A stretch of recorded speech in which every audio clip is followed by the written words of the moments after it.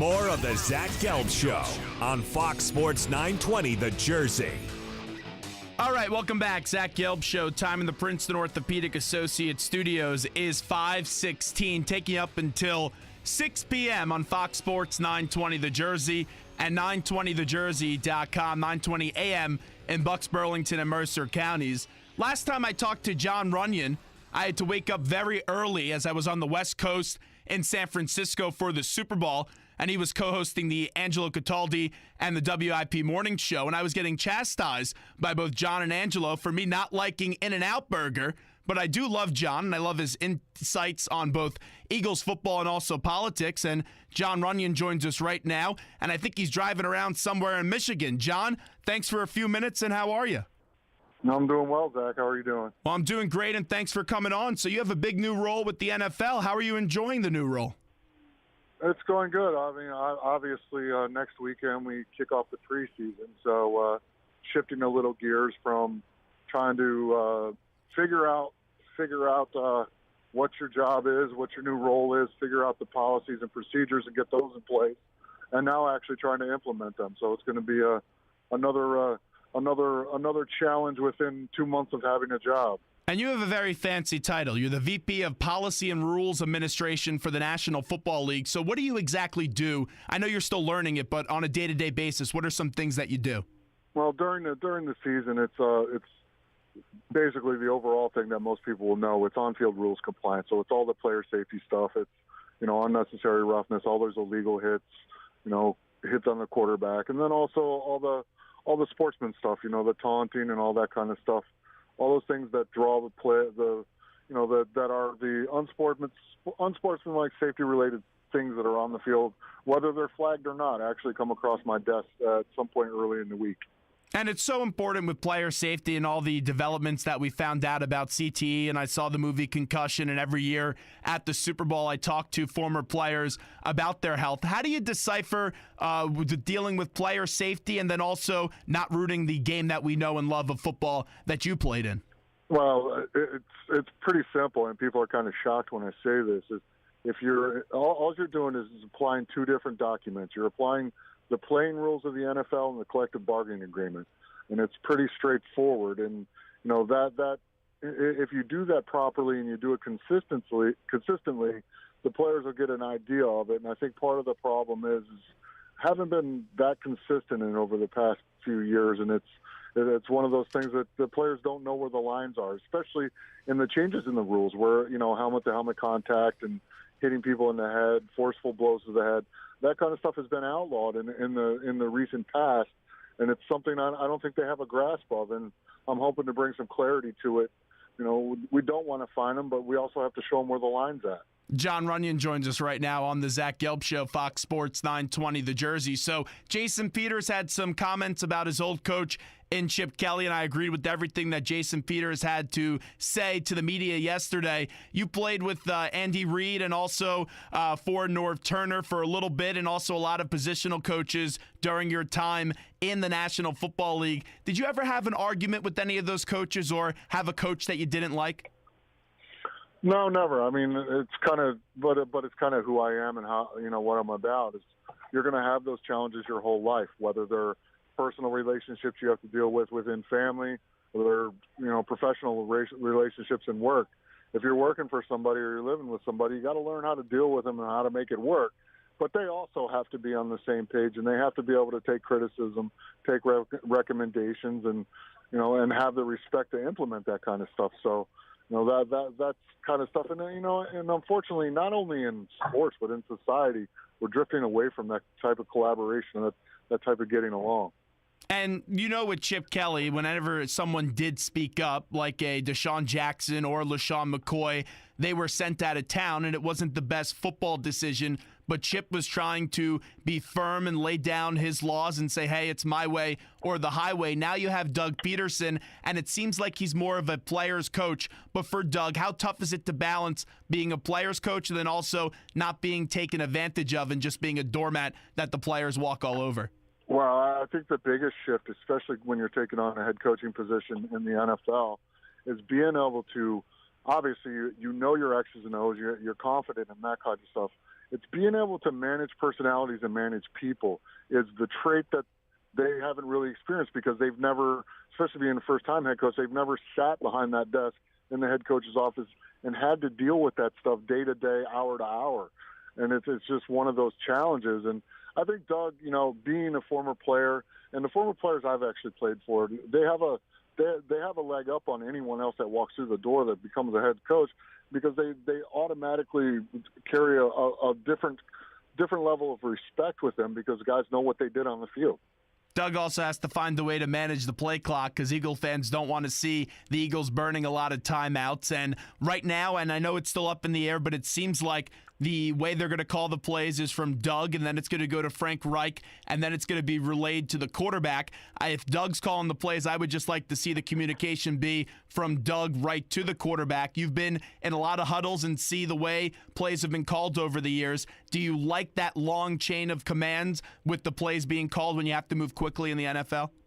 Well, I mean, and you're going to see a whole shift in how all that communication happens because, we've implemented the fact that the coaches can call plays from the press box now. So it's going to be an interesting one because I think everybody's kind of on that new wave, and they're trying to figure out what the best way to do that is. So there's no set criteria, there's no set path there.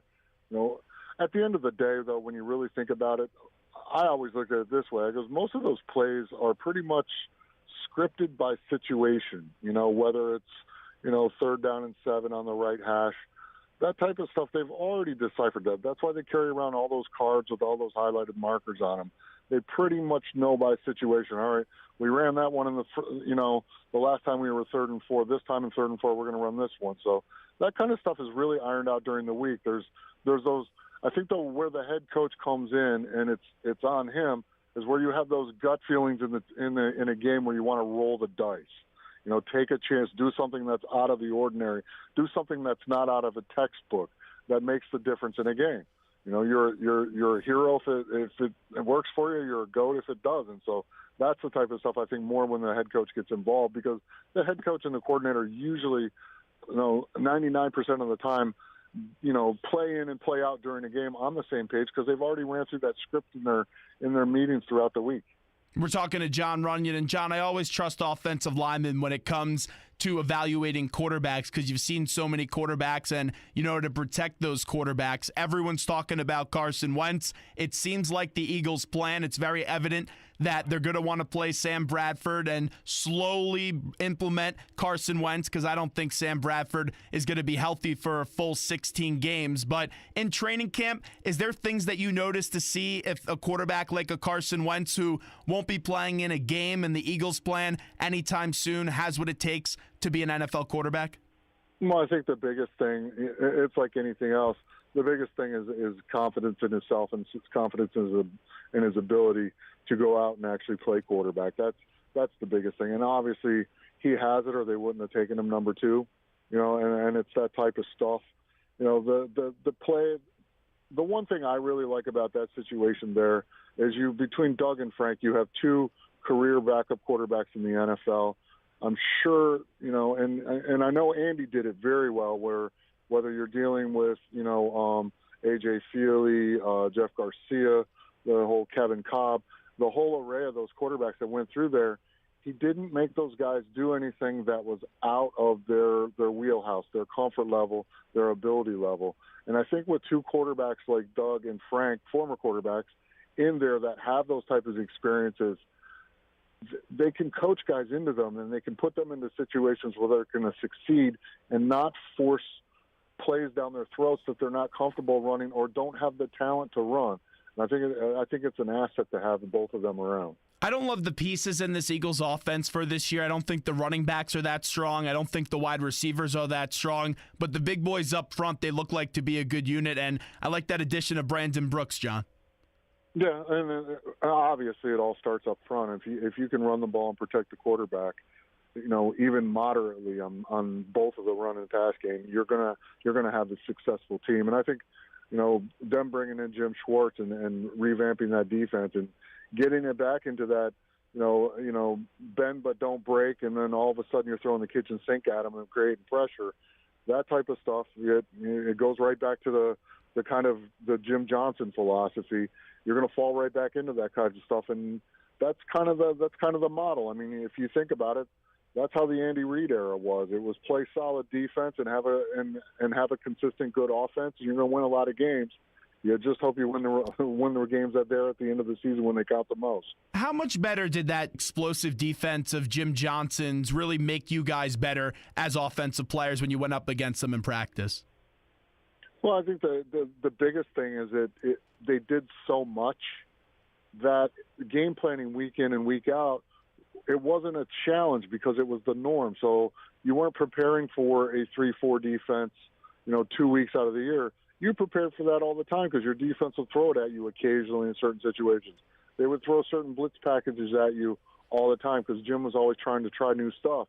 So you were always looking for things to develop and happen in front of you.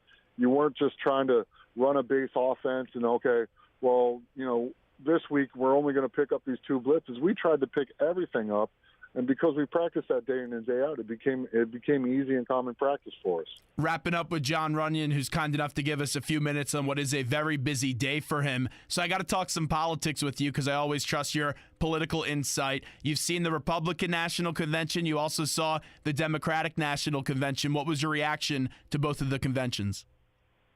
Well, I think the biggest thing, and you've seen all the protests going on and all that kind of stuff, and I saw you hear comments on both sides, and I always caution people. I go, when you're in these one-sided political kind of rallies, if you will, because that's basically what they are, you're going to hear nothing but extreme rhetoric all the time. And I always caution people about that. I say, look at the process, look at the political process as a bell-shaped curve. In these elections, all you're going to hear is the 10% on either side that are actually going to accomplish nothing. It's just going to, set people's hair on fire and drive people to the extremes. The work gets done in the middle of that bell-shaped curve, where all the votes, where all the negotiations are, where all the governing is, and that's where it's at. And people really have to concentrate on that and find the person that is going to do that and is going to represent that type of interest and that type of moving the country forward, and not dividing the country and continually driving wedges into people just for the benefit of politics. I always look at it this way: it's like I relate it to kind of football. You can talk about how good your team's going to be; it's going to look great on paper, or you can actually go out and execute it. So it's the difference between governing and legislating, or campaigning and playing politics. I know you're a Republican, but it seems like you're going to be voting for Hillary Clinton. Is that a fair assumption? Well, not as I sit here right now. I mean, it's one of those things. So it's going to be an interesting one. And you know what? I think that you watch the wave, even from when I got elected. It was people throwing the bums out all the time. I know Donald Trump's divisive, but when you look at the wave of what has happened, specifically in the House and in the Senate in the last 8 years, it's been that change of bringing the outsiders in and trying to get new blood in there. And he has that going for him. It'll be interesting if he continues and tries to ramp up that and continue to label Hillary Clinton as one of those Washington insiders. So many times, and you're right, when we hear these conventions, people make promises, and a lot of times they don't come through on their promises, and there's also those times when people do come through on their promises. Just being a guy that has been a congressman in the past, when you said things when you were trying to get some votes, did you always intend to come through on those promises? I tried not to say anything that wasn't realistic, that I didn't think was obtainable. And sometimes that's really hard to do because, frankly, in the House, you need 217 other people to agree with that opinion. And I would do that in town halls occasionally too. I like your idea, but it's a little far on the fringe. We gotta pull it back in, and people will get upset and like, why? It goes, it's simple math. I need 217 other members to agree with me to get it off the House floor. And a lot of people don't think about that, and people also forget you need cloture in the Senate. So you need 60 votes to pass anything but a budgetary bill in the Senate. So it's even harder to get that stuff through in the Senate. They have to be conscious of that, and they have to be conscious of there is, governing is negotiations, and they have to be willing to do it if they want this to move forward. Final one before we let you go. Toughest defensive player you ever had to face and toughest politician that you ever had to deal with? Toughest player is probably Strahan. The politician, you know what? I'll put it this way. There wasn't a lot of people that pushed me around because I frankly think they were physically scared of me. So there was always a benefit, you know. I was always the type of person who's like, I know we're going to disagree on A, B, C, and D, but let's talk about G, H, and F. You know what I mean? And forget about the rest of it because, frankly, a lot of the A, B, and C that we're disagreeing on, the only reason you guys are talking about it is because someone's going to report it on the news tonight. Let's just go over here. It's like working in the trenches. Let's just do our job, win the game, go home, and let everybody else talk about it and talk about quarterback rating, how many catches and all their yards after catch and all their fantasy football points. But, you know, in the trenches, we just did our job and moved on. All I'm going to say is Jon Runyan, Brian Dawkins, 2020. I'll be the campaign manager. I want to see that ticket. You'd be a perfect president, John. Oh, how about you be the finance chair and raise us $1.5 billion? I'm not smart enough to do that, John. Thanks so much. I appreciate it, John. Not a problem. Talk to you later. There's Jon Runyan joining us. I love that man. He's so good. He would be a perfect president because he's all business. He was all business in his football career, and sure, he did talk a lot of smack, and people labeled him as dirty, but he was a fantastic offensive lineman for the Philadelphia Eagles, one of the best offensive linemen Philadelphia has ever had. I think he was on the 75th year anniversary team for your EAGLES Eagles, and I heard him talking politics. I was more interested about him talking politics than the football stuff because he tells it how it is. And that's what we need from our next great leader of America. Is Trump going to tell you how it is? Is Hillary going to tell you how it is? I'm not too confident. I've been watching the Republican National Convention and the Democrat National Convention. If I'm voting right now and I don't get so involved in politics and I don't pick a political party, I'm not a Republican, I'm not a Democrat. I've told you that numerous times. I vote for the best person possible for the position. And if I'm voting right now, if you put a gun to my head and said, Zach, you need to vote right now, I'm voting for Hillary Clinton. That's who I'm voting for right now. Hillary Clinton. That's who I'm voting for. But I'll be the first one. I'm advocating. I'm starting the campaign right now. Jon Runyan, president, 2020. So I want to see Jon Runyan, big Jon Runyan. Zach Gelb Show, Fox Sports, 920 The Jersey. 609-919-9200 is the number if you want to hop on board with us. Phillies just released their lineup tonight in Hotlanta. Going for 2 in a row versus the Bravos. 7:35 is the start time. A little bit of a later start time than the traditional 7:10, 7:05 start time that we are accustomed to. Cesar Hernandez will be leading off for the Fightins, playing second base. Adubel Herrera will be batting second, playing center field. Maikel Franco batting third, playing third base. Tommy Joseph batting fourth, playing first base. Batting fifth, right field. Man that is batting .750 on the year. Only after one game. Had a home run and 2 RBIs last night. Aaron Altier. Batting sixth, Cameron Rupp in catching. And with Cameron Rupp, with what you have in the farm system, and I'm a big Cameron Rupp fan, do you try to sell him? Do you try to trade him from now until the deadline?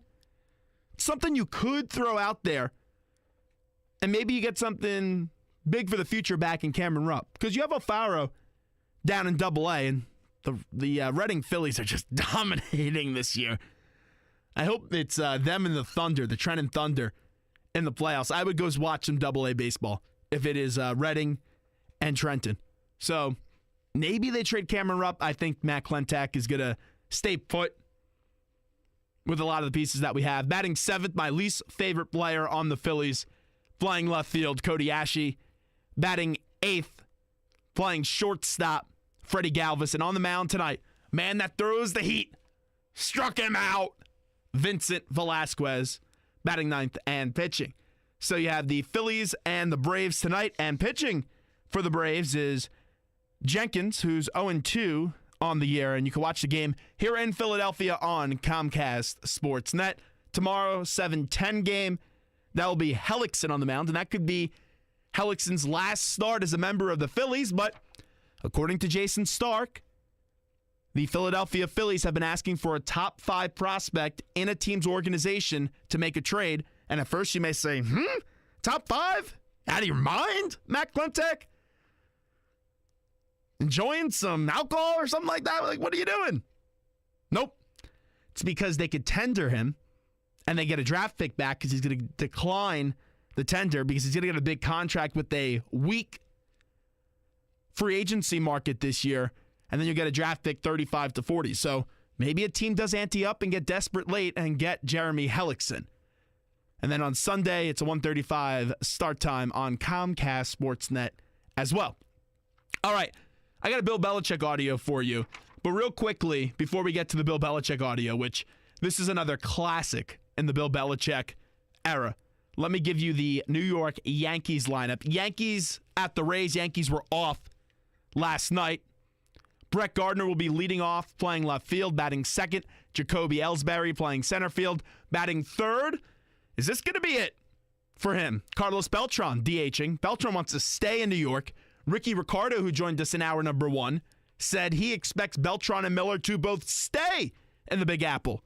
And the Yankees will not make another trade when it comes to the big 3 that we thought of. Chapman already gone. And he thinks they'll keep both Beltran and Miller. Batting fourth, catching McCann. First base, Mark Teixeira. Shortstop, Didi Gregorius.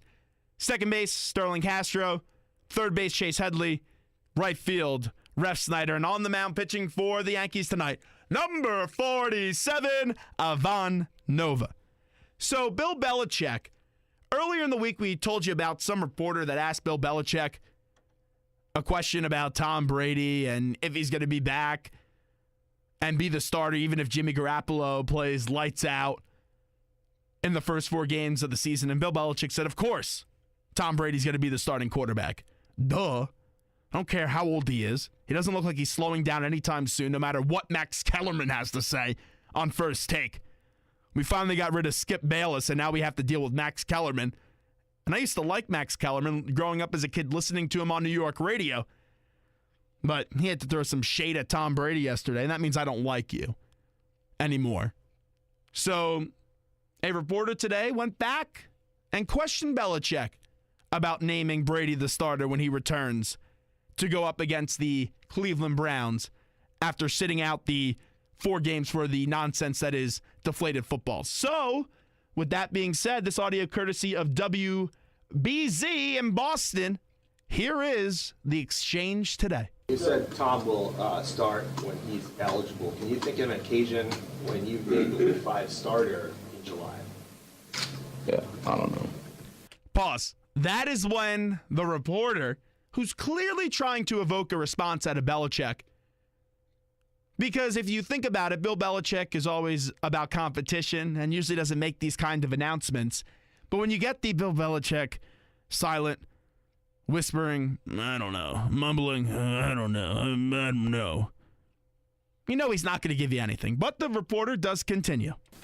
What happens if Jimmy plays better? Look, I told you what's going to happen. Right there again. Look, I told you what's going to happen. Okay, I'm Bill Belichick. I won 4 Super Bowls. I'm the greatest head coach of all time. But I told you what's going to happen. You know he's not answering whatever other question this reporter has to say. Then you get this, and this is great. So there's this. Jesus Christ. Right there. He dropped the JC. Bill Belichick. Getting a little religious today. Jesus Christ. You think if you're a reporter, Bill Belichick is the king of press conferences. If you're a beat writer for the Patriots, I actually feel bad for you. Yes, you get to see a lot of good football, but you get nothing. Bill Belichick is never going to reveal you anything in a press conference. And if you ever question one of his decisions, he's going to stick by it. And the man has every right to do so because he's won 4 Super Bowls. He's one of, if not the greatest coaches of all time. But Why is a reporter questioning the decision of Bill Belichick to name Tom Brady the starting quarterback after the suspension? Jesus Christ. That's just unbelievable. When I heard that this morning, it changed the entire complexion of my day. I was in such a better mood when I heard that. I shared it on my Facebook page. I just really enjoyed that audio clip. All right, Zach Gelb Show, Fox Sports 920, The Jersey. I'm driving home to New York tonight. I now live in Philadelphia, but I'm going to see the family this weekend and covering a little Mike Piazza jersey retirement ceremony tomorrow night for Fox Sports 920, The Jersey. So we got one more segment to do, and then I drive home to the Big Apple, New York, Empire State of Mind. We'll come back, and we have to do a little home stretch coming up on a Friday.